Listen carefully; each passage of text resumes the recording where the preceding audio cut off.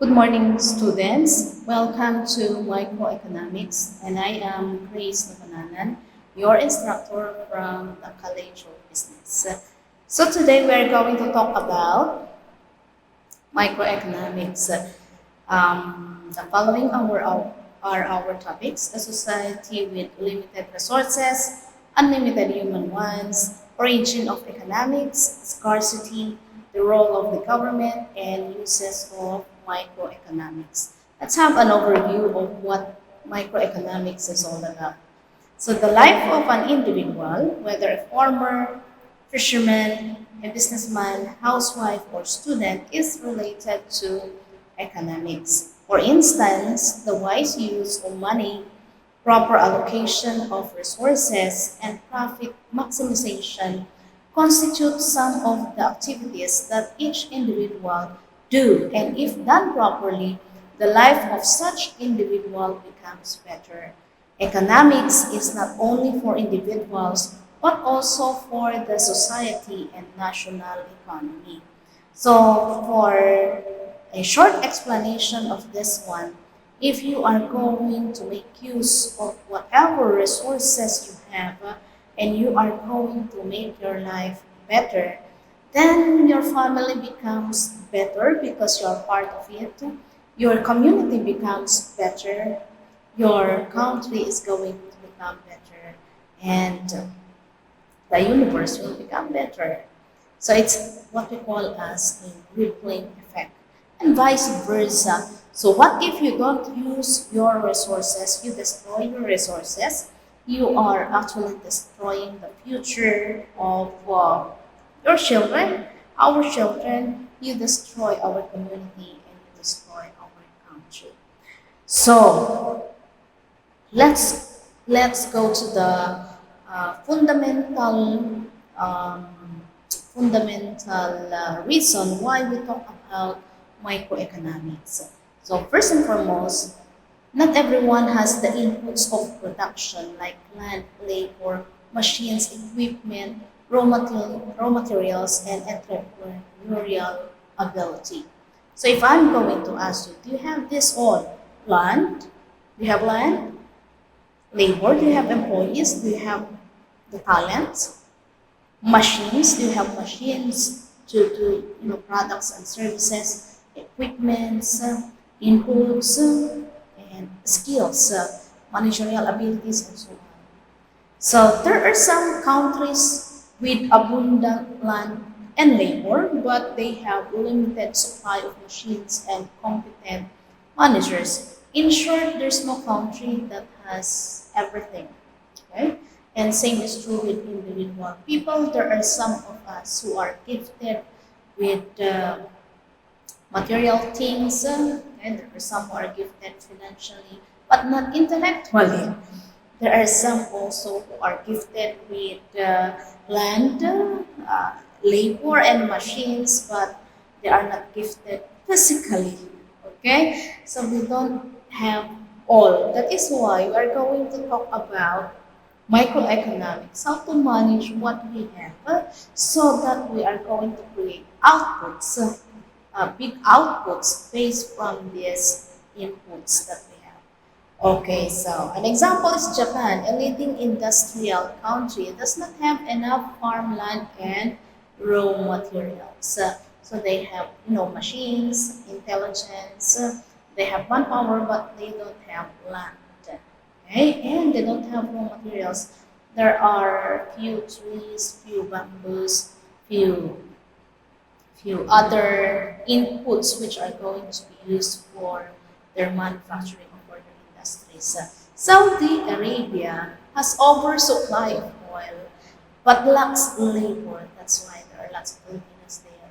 It imports carpenters, engineers, nurses, and other professionals. And mind you, class, almost 80 plus percent. It's like 85% of workers in Saudi Arabia are Filipinos. United States of America is considered abundant in raw materials, but it doesn't have everything to run on its own.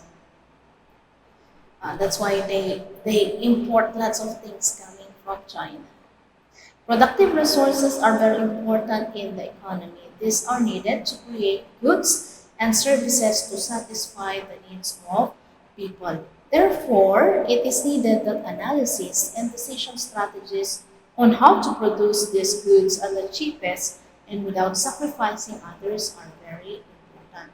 In the case of industrial countries such as United States, Japan, France, Germany, and Great Britain and other rich countries, they are capable of creating what we call as economic miracles. So like they create food out of out of very small sizes of farms, things like that.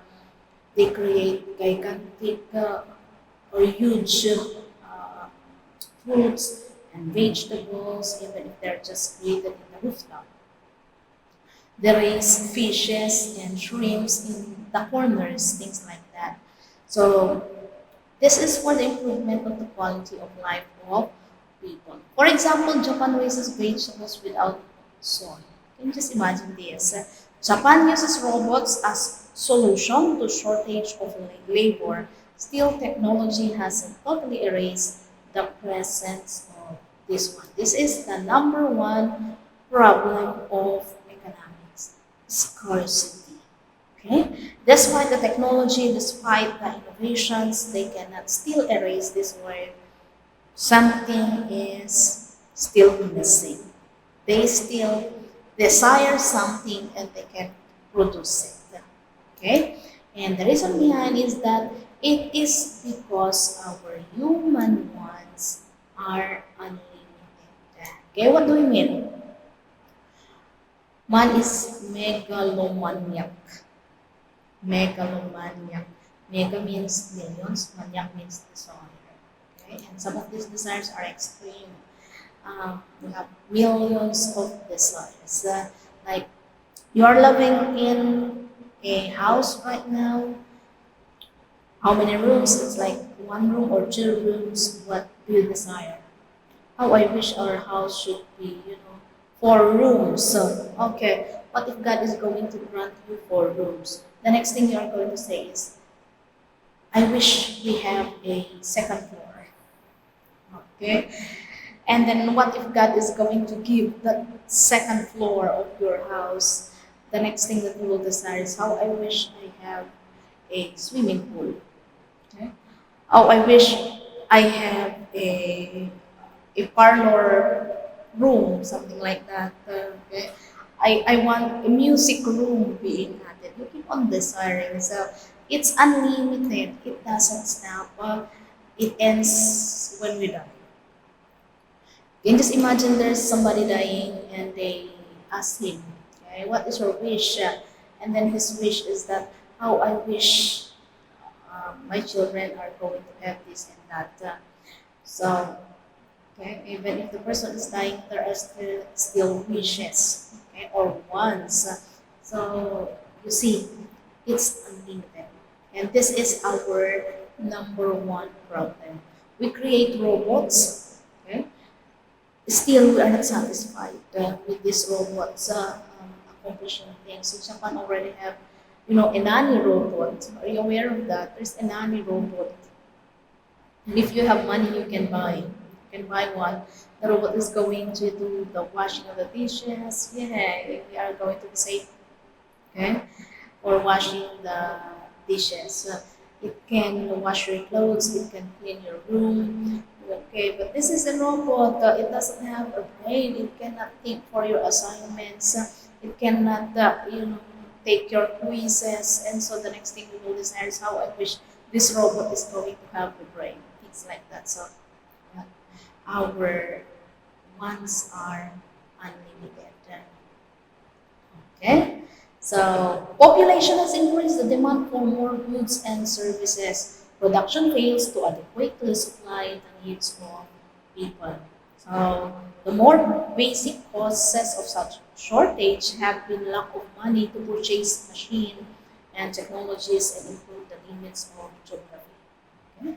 So you can simply read all these and they are very self-explanatory. Let's proceed with the origin of economics. How did this subject economics came about? Are you aware that your parents doesn't have this subject when they were in college? Okay, so economics came from the Greek word oikonomia, and I'm going to tell you, economics also came from an Ilocano term. Mm. And it came from an Ilocano term, and Ilocano term is ekonomiya. Ekonomiya. Um, if your mother is going to say, ekonomiya kayo man, okay, what does that mean? It means, household management, pagtitipid. However, the growth of the Greek society soon defined it as the management. Okay, but when we say economy, microeconomics, it's actually more of individual or family management. So economics emerged in 1776 with religion, philosophy, and political science. By the way, the father of economics is Adam Smith, who is from Scotland, because he was able to create lots of principles and statements regarding economics to the extent that he created the first economic book, Wealth of Nations, published in 1776, and this is now the basis for the teaching and learning of economics. Okay, so let us start defining economics. So economics is a social science. It's under social science. Social science means it is a study of people concerned with the use of scarce resources to obtain maximum satisfaction of the unlimited material wants of society. So I would like to underline the word maximum satisfaction.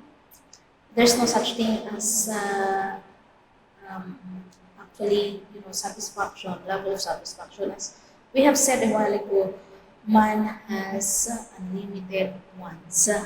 Okay, so another is economics is the study of production, the way we produce goods and services, the distribution, how it is being consumed by people, selling and use of goods and services. Okay, but my favorite is this one. Economics is the study of how people use their limited resources to satisfy their unlimited wants. It is how people, okay, how people makes use of whatever they have, your money, your time, your talent, your land, your machines if you have them, okay, and how you use them in order that you are going to satisfy your wants.